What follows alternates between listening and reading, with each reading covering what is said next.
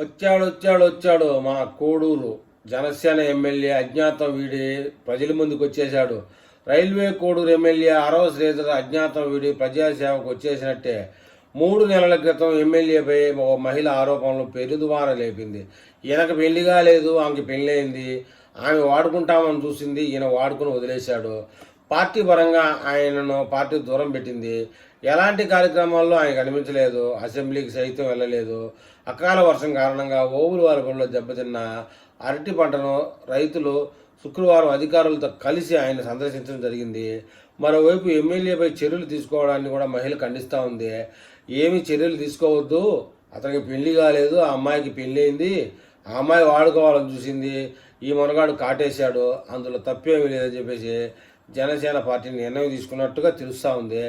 మరి ఈ విషయంలో మన జనసేన కార్యకర్తలు ఏమైనా కామెంట్ చేస్తారో చూద్దాం.